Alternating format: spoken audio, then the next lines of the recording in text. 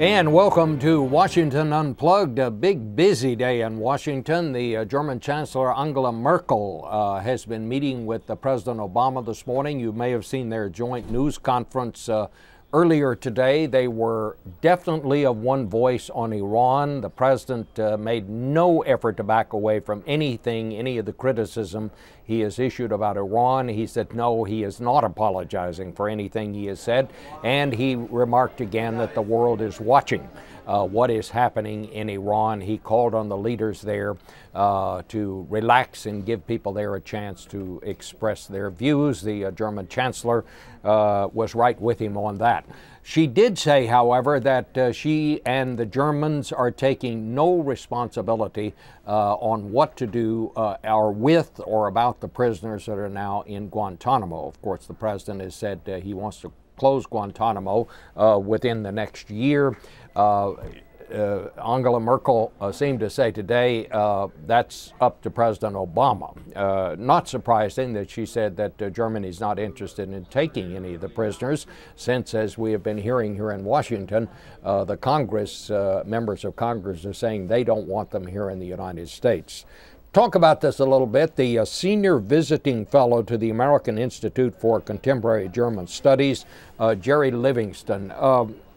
Mr. Livingston, what is, would you say, the state of relations between the United States and Germany these days? I think they're middling to good. Angela Merkel made a great effort with Bush to maintain good relations. And of course, it's much easier with Obama because the German public is as enthusiastic about him as the American public, maybe even more so, whereas the German public was not very enthusiastic about Bush. America remains an important ally for Germany, but not the most important ally. Germany's priority it derives from its membership in the European Union, and it gives priority to considerations of Europe, whereas the United States today gives priority to considerations of the Middle East and Asia. It's very interesting to say that America is not Germany's most important ally. I think that just shows the changing landscape of the world as we're now coming to know it. Absolutely. Obviously, that is an important part. The alliance is an important part. Interesting today that the Chancellor was very much just right with Barack Obama on the whole question of Iran, expressed concern about their ability to develop a nuclear weapon, said that Russia and China must be brought into this. We hear the same thing from this administration. But she made no bones about it, and the president said himself, he said before she spoke, that she had made no commitment about what to do with these prisoners. As I said just a second ago, I don't find that all that surprising, in that the U.S. Congress is telling the president, members of Congress, they don't want any of these prisoners settled in their districts. So what did you make of that?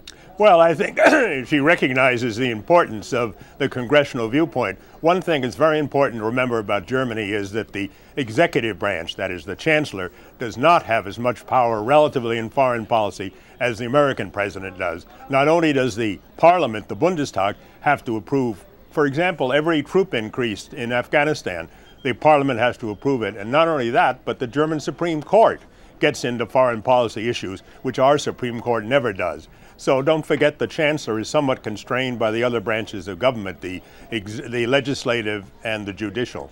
Everything was quite cordial in their news conference, but there are differences between Germany and the United States right now, mainly on climate issues. Am I correct in that?